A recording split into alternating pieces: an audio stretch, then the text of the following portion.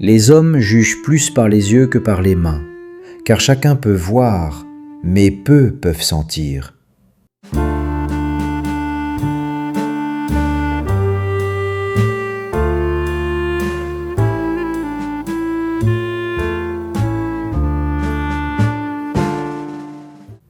Lorsqu'une personne entre dans une pièce, l'évaluation commence immédiatement. Personne ne l'annonce, personne ne le formule. Pourtant, en quelques secondes, chacun collecte des signaux: posture, rythme de parole, direction du regard, manière d'occuper l'espace.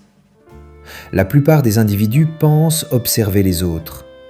En réalité, ils réagissent simplement à des impressions.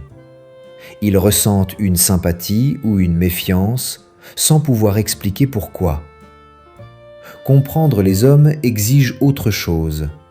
Ce n'est pas une question d'intuition, c'est une question d'attention. Machiavel n'observait pas les gens comme des personnalités intéressantes. Il les observait comme des systèmes. Chaque geste révélait une priorité. Chaque réaction révélait une hiérarchie intérieure. La majorité regarde ce que quelqu'un dit. L'observateur stratégique regarde ce qui déclenche ce qu'il dit. Un compliment peut être sincère. Il peut aussi être un test. Un silence peut être de la timidité. Il peut aussi être un calcul. Une plaisanterie peut être de l'humour. Elle peut aussi être une tentative de domination. Rien n'est jamais entièrement ce que cela semble être. Ce principe ne signifie pas que tout le monde manipule consciemment. La plupart des comportements sont automatiques. Mais l'automatisme ne rend pas les signaux moins révélateurs. Au contraire, les réactions spontanées sont souvent les plus honnêtes. Pour comprendre quelqu'un rapidement, il faut déplacer l'attention. Ne pas regarder la performance visible, mais les moments où cette performance se fissure. Il existe plusieurs situations où les masques deviennent instables. Lorsque quelqu'un parle à une personne sans pouvoir, lorsque quelqu'un est confronté au silence, lorsque quelqu'un se voit refuser ce qu'il attendait. Ces moments créent une pression minime, mais suffisante pour modifier le comportement. Sous pression, les priorités apparaissent. Certains deviennent brusquement impatients, d'autres cherchent davantage à plaire, d'autres encore se retirent et observent. Chaque réaction indique un type de structure mentale. Machiavel comprenait que la véritable information n'apparaît jamais dans les situations confortables. Lorsque quelqu'un contrôle parfaitement l'environnement, il peut maintenir n'importe quelle image. La vérité apparaît dans les micro-déséquilibres. Une question inattendue, un retard imprévu, une remarque qui contredit leur récit. Ces petits déplacements obligent l'esprit à ajuster son comportement. Et dans cet ajustement, l'observateur attentif voit apparaître quelque chose de plus réel que la façade initiale. C'est pour cette raison que les personnes expérimentées parlent souvent moins qu'elles n'écoutent. Elles ne cherchent pas à impressionner immédiatement. Elles attendent. Elles observent la manière dont l'autre remplit l'espace. La parole révèle l'intention déclarée. Le comportement révèle l'intention réelle. Beaucoup parlent pour convaincre. Certains parlent pour tester. Mais ceux qui comprennent les dynamiques humaines parlent souvent pour provoquer une réaction. Une réaction est toujours plus informative qu'une explication. Lorsque quelqu'un doit attendre plus longtemps que prévu, son rapport au temps apparaît. Lorsqu'une petite frustration survient, sa relation au contrôle apparaît. Lorsqu'un compliment est adressé à quelqu'un d'autre dans la pièce, sa relation au statut apparaît. Ces signaux sont subtils. Ils ne sont jamais spectaculaires, mais ils sont constants. Et avec le temps, celui qui les observe développe une lecture presque instinctive des situations. Non pas parce qu'il devine les pensées des autres, mais parce qu'il comprend les structures qui guident leurs réactions. Dans la prochaine partie, nous verrons pourquoi les observateurs les plus précis ne regardent presque jamais la manière dont quelqu'un se comporte avec les puissants, mais plutôt avec ceux qui ne peuvent rien lui offrir. L'une des erreurs les plus fréquentes consiste à observer comment quelqu'un traite les personnes importantes. Cette scène est presque toujours fausse. Lorsqu'une interaction implique du statut, chacun contrôle soigneusement son comportement. Les mots deviennent prudents, les gestes mesurés, l'attitude calculée. La véritable information apparaît ailleurs. Elle apparaît dans les interactions que personne ne surveille. Lorsqu'un individu parle à quelqu'un qu'il considère comme insignifiant, un serveur, un stagiaire, un employé sans influence, il n'a plus besoin de maintenir la même vigilance. L'attention sociale disparaît. La scène semble secondaire. Et c'est précisément pour cette raison qu'elle devient révélatrice. Le rapport à ceux qui ne possèdent aucun pouvoir expose la structure intérieure beaucoup plus clairement que le rapport aux puissants. Une personne qui traite chacun avec la même mesure possède généralement une stabilité interne. Une personne qui devient brusquement impatiente, sèche ou méprisante lorsqu'elle ne risque rien, révèle autre chose, sa relation au pouvoir. Machiavel observait les hommes à travers ce prisme. Il savait que le pouvoir ne transforme pas seulement les individus, il révèle leur structure. Dès qu'une personne se sent au-dessus de quelqu'un d'autre, même légèrement, son comportement change. Ce changement peut être infime, un regard plus court, une réponse plus sèche, une attention qui disparaît.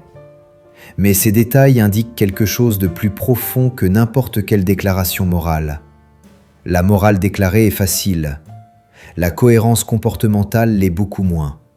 Un individu peut parler longuement de respect et d'intégrité. Pourtant, lorsqu'il pense ne rien risquer, sa manière de traiter les autres révèle souvent une hiérarchie beaucoup plus brutale. Observer cette hiérarchie intérieure permet de comprendre comment cette personne agira lorsque les positions s'inverseront. Car les positions s'inversent toujours. Celui qui aujourd'hui possède peu d'influence peut demain en posséder davantage. Celui qui se montre courtois uniquement avec les puissants montre surtout qu'il respecte le statut, pas les individus. Cette distinction est essentielle. Respecter les individus indique une structure stable. Respecter uniquement le statut indique une stratégie opportuniste. L'observateur attentif ne juge pas ses comportements moralement, il les enregistre. Chaque interaction devient une donnée. La manière dont quelqu'un écoute, la manière dont quelqu'un interrompt, la manière dont quelqu'un change de ton selon la position de l'interlocuteur. Ces micro-variations dessinent une carte. Et avec le temps, cette carte devient étonnamment précise. Mais il existe un autre moment encore plus révélateur, le silence. La plupart des conversations fonctionnent comme des échanges rapides où chacun tente de maintenir un certain contrôle de l'image qu'il projette. Tant que la conversation est fluide, il est relativement facile de maintenir cette image. Le silence perturbe cet équilibre. Lorsque l'espace conversationnel s'arrête, beaucoup ressentent une tension immédiate. Cette tension pousse à combler le vide. On parle davantage que prévu. On explique ce qui n'était pas nécessaire. On révèle des motivations qui seraient restées invisibles dans un dialogue rapide. Le silence agit comme une pression. Pas une pression agressive, une pression structurelle. Il supprime les distractions verbales et oblige l'autre à décider comment occuper l'espace. Certains deviennent bavards, certains deviennent nerveux, certains se replient dans une observation prudente. Chaque réaction indique un rapport différent au contrôle et à la perception sociale. Les personnes qui parlent rapidement dans le silence cherchent souvent à reprendre le contrôle de l'image qu'elles projettent. Elles ajoutent des détails, des anecdotes, parfois des justifications. Les personnes qui deviennent brusquement prudentes cherchent à analyser la situation. Elles tentent de comprendre ce que l'autre attend. Et celles qui restent simplement calmes dans le silence indiquent souvent une structure différente. Elles ne ressentent pas l'urgence de combler l'espace. Pour Machiavel, ce type d'information était beaucoup plus précieux que n'importe quelle déclaration explicite. Les hommes peuvent contrôler leurs mots. Ils contrôlent beaucoup moins leurs réactions au déséquilibre. C'est pour cette raison que certaines personnes parlent peu lors des premières rencontres. Non par timidité, mais par stratégie d'observation. Plus l'autre parle, plus il révèle ses priorités, ce qu'il cherche à impressionner, ce qu'il cherche à cacher, ce qui le rend nerveux. Avec suffisamment d'attention, ces indices permettent de comprendre la structure d'une personne beaucoup plus rapidement que les longues conversations explicatives. Mais il existe un test encore plus révélateur que le silence, le refus. Dans la prochaine partie, nous verrons pourquoi la manière dont quelqu'un réagit à un simple « non » révèle souvent davantage que des heures de conversation. Le refus est l'un des révélateurs les plus fiables du caractère. Tant que les interactions se déroulent comme prévu, chacun peut maintenir une image maîtrisée. Les attentes sont satisfaites, les échanges restent fluides, les rôles sociaux sont respectés. Mais dès qu'un refus apparaît, même minime, l'équilibre change. Un simple « non » introduit une rupture dans la logique de contrôle. Il rappelle que l'autre possède sa propre volonté. Et cette rupture provoque presque toujours une réaction instinctive. Certains acceptent immédiatement. Leur expression change à peine. Ils ajustent simplement leur comportement. Ce type de réaction indique une capacité d'adaptation relativement stable. Le refus n'est pas perçu comme une attaque personnelle, mais comme une information. D'autres deviennent brusquement plus insistants. Ils reformulent leurs demandes, ajoutent des arguments, cherchent à convaincre. Cette réaction indique souvent une forte dépendance à l'obtention du résultat attendu. Et puis il existe une troisième réaction, plus révélatrice encore, le changement de ton. La conversation reste polie, mais quelque chose se modifie. La voix devient plus sèche, l'attention se réduit, l'intérêt disparaît.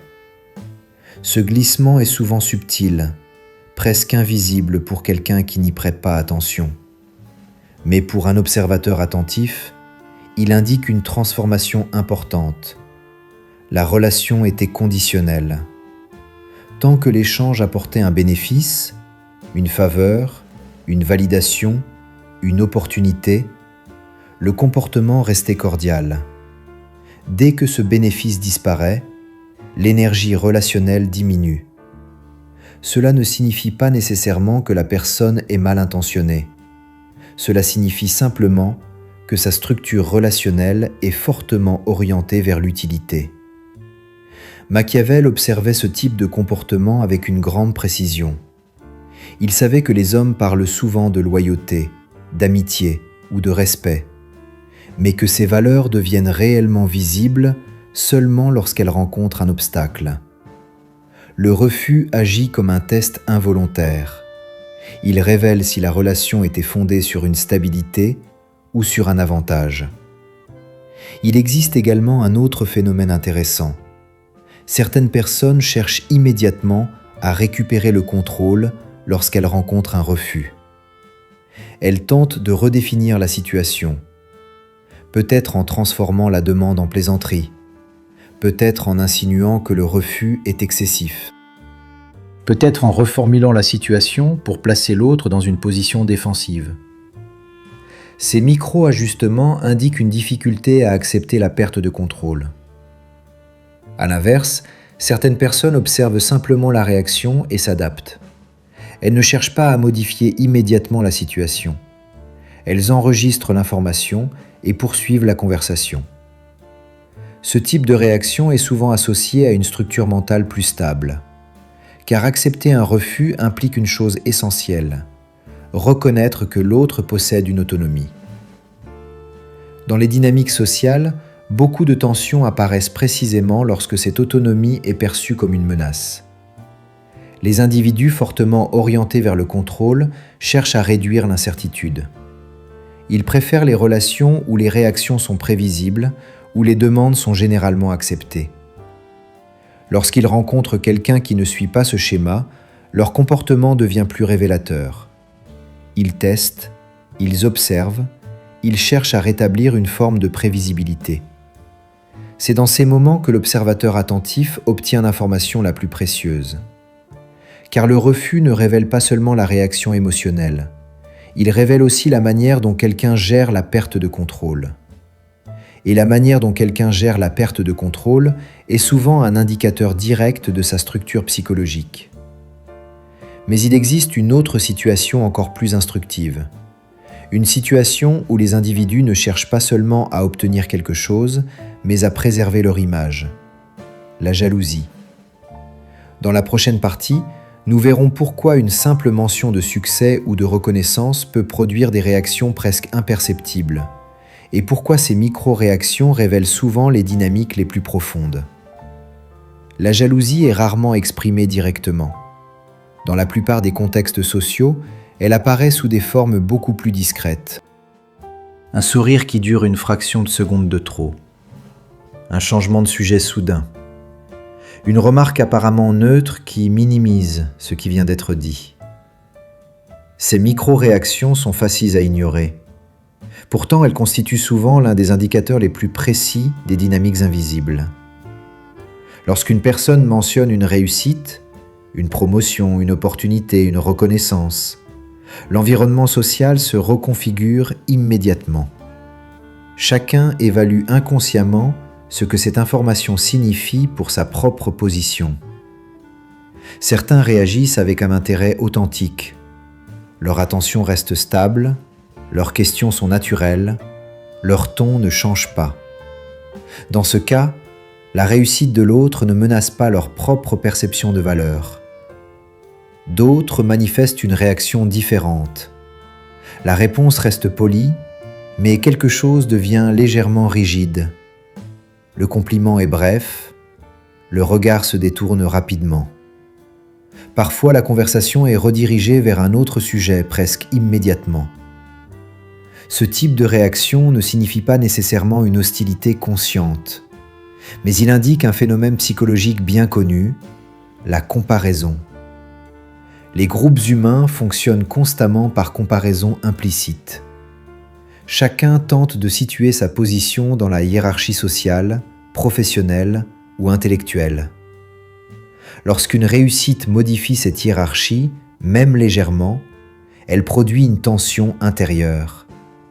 Cette tension peut prendre plusieurs formes. La minimisation, présenter la réussite comme un hasard ou une circonstance particulière. La redirection, déplacer la conversation vers un autre sujet pour réduire l'importance de l'information. La compétition implicite, répondre immédiatement par une réussite équivalente. Ces réactions ne sont pas toujours conscientes, elles sont souvent automatiques. Mais pour quelqu'un qui observe attentivement, elles révèlent quelque chose d'important. La relation de cette personne au statut.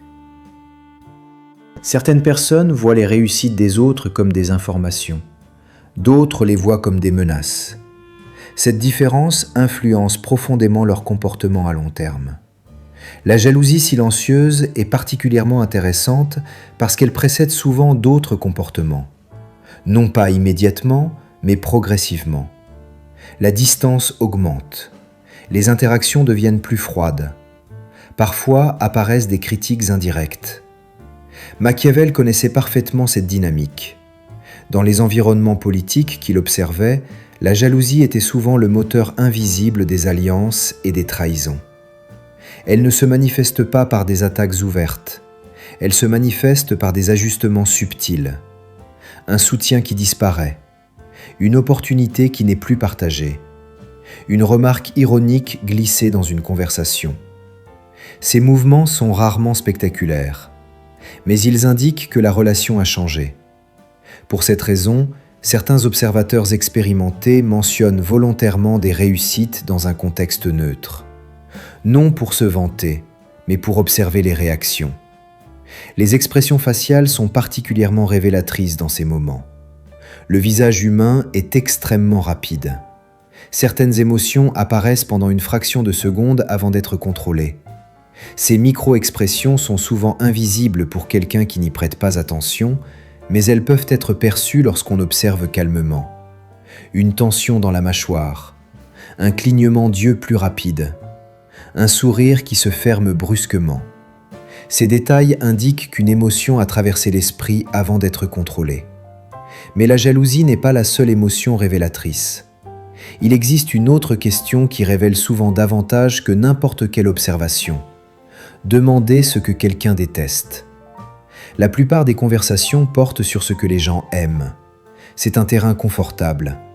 Chacun peut parler de ses préférences sans risque. Mais lorsqu'on demande ce qu'une personne ne supporte pas, certains comportements, certains types de personnalités, la réponse devient souvent plus révélatrice.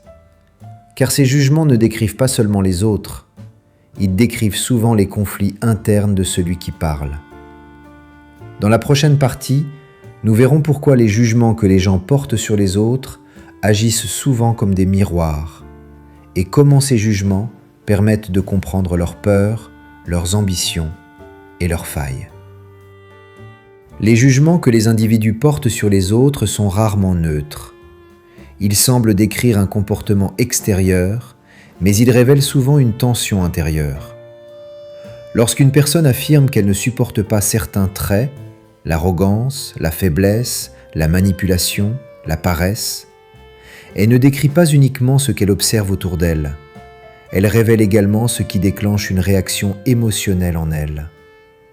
Ce phénomène est connu depuis longtemps par ceux qui observent attentivement les dynamiques humaines. Ce que les individus condamnent avec le plus d'intensité correspond souvent à quelque chose qu'ils redoutent ou qu'ils reconnaissent en eux-mêmes. Une personne qui déclare détester profondément l'arrogance peut être extrêmement sensible à la perception de sa propre valeur. Une personne qui affirme ne pas tolérer la faiblesse peut craindre plus que tout d'être perçue comme fragile. Ces jugements agissent comme des miroirs. Ils montrent moins ce que quelqu'un voit chez les autres que ce qu'il protège en lui-même. Pour un observateur attentif, ces réactions sont précieuses. Elles indiquent les zones sensibles de la structure psychologique. Les sujets qui provoquent des réactions disproportionnées signalent presque toujours une tension interne. La conversation devient alors un terrain d'observation plus subtil. Il ne s'agit pas d'interroger brutalement quelqu'un sur ses peurs. Cela provoquerait immédiatement une défense.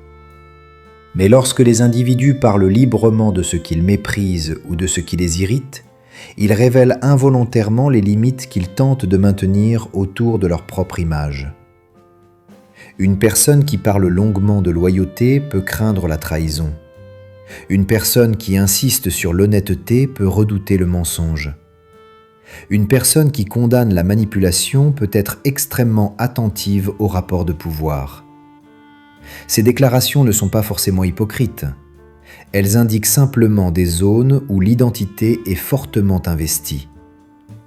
Comprendre ces zones permet de prévoir certaines réactions. Lorsqu'une situation touche directement à une valeur que quelqu'un défend avec intensité, la réaction devient souvent plus émotionnelle. À l'inverse, lorsqu'une situation concerne un domaine où l'individu est moins investi, la réponse reste généralement plus froide. Mais il existe un autre indicateur encore plus immédiat que les mots, le regard. Le regard humain réagit très rapidement aux sujets sensibles. Lorsque certaines thématiques apparaissent, l'argent, le statut, les erreurs passées, les rapports de pouvoir, les mouvements des yeux peuvent révéler une tension. Un regard qui se détourne brusquement, un clignement rapide, une fixation inhabituelle sur un point précis. Ces micro-réactions apparaissent souvent avant que le discours ne s'adapte. Elles indiquent qu'un sujet a touché quelque chose d'important. Machiavel comprenait que ces signaux sont souvent plus fiables que les explications verbales. Les hommes peuvent choisir leurs mots. Ils contrôlent beaucoup moins leurs réactions immédiates. Mais comprendre ces réactions ne suffit pas. L'étape suivante consiste à comprendre comment les individus souhaitent être perçus. Chaque personne possède une image qu'elle tente de maintenir. Certains veulent apparaître rationnels, d'autres veulent apparaître loyaux, indépendants, puissants ou bienveillants. Cette image agit comme une boussole invisible. Lorsqu'une situation confirme cette image, l'individu se sent renforcé. Lorsqu'une situation la menace, la réaction devient souvent défensive. Observer ce que quelqu'un cherche à protéger dans son identité permet de comprendre comment il prendra ses décisions. Une personne qui se définit par sa loyauté fera des choix différents d'une personne qui se définit par son indépendance. Une personne qui se voit comme rationnelle cherchera toujours à justifier ses décisions par la logique, même lorsqu'elles sont émotionnelles. Ces identités ne sont pas seulement des descriptions, elles deviennent des contraintes. Les individus cherchent inconsciemment à agir de manière cohérente avec l'image qu'ils ont déclarée. Contredire cette image créerait une dissonance. Pour éviter cette dissonance, ils adaptent leur comportement. Ainsi, lorsqu'on comprend comment quelqu'un se définit lui-même, on peut souvent prévoir comment il réagira dans une situation nouvelle. C'est pour cette raison que les observateurs expérimentés n'essaient pas simplement de comprendre les émotions des autres. Ils cherchent à comprendre leur structure. Quel sujet déclenche une réaction? Quelles valeurs sont défendues avec intensité?